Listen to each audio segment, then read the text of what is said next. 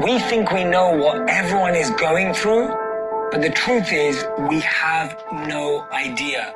And for those of you being put down or bullied or pushed back, recognize that if someone's making you feel like you're not good enough, you're allowing them to do that.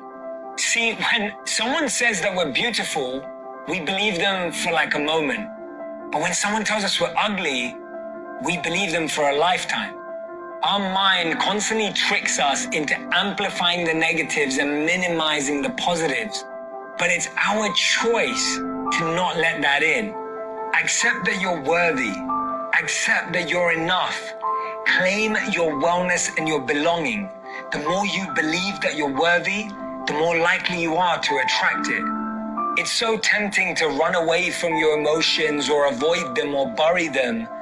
But it takes a lot more courage to face them, to write them down, to address them. We have to learn to carry ourselves. This isn't a negative message. It's a message for long-term growth. It's important that our health and happiness starts with us first. Not your partner, not your job, not your friends, not your family. Happiness is how we feel about ourselves when we're by ourselves. Often we feel amazing when we're surrounded by people. But when we're alone, we feel lonely and disconnected. When there's space and silence, we feel unhappy and depressed. It's in those moments where we realize how we feel about ourselves is so much more important. It was Gandhi who said that I will not let anyone walk through my mind with their dirty feet. See, we all have a choice to let things in, whether it's energy, words, feelings, or emotion.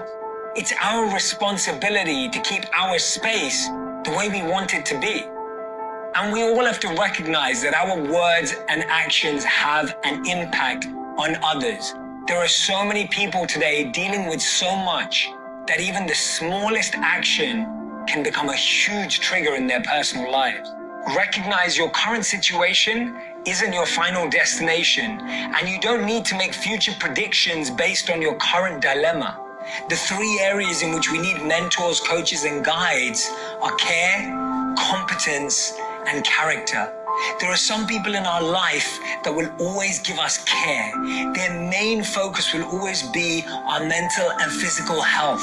The second type of mentor or coach that we need in our life is competence. Someone who has a skill set in the area that we want to grow in. Someone who's living their passion. Someone who's actually an expert in an area where we want to develop. And finally, we have those in our life of deep character.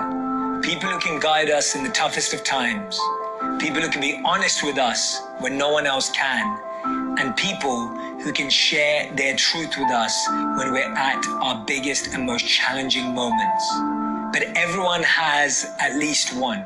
And don't forget this, no one is coming to save you. You have to save yourself.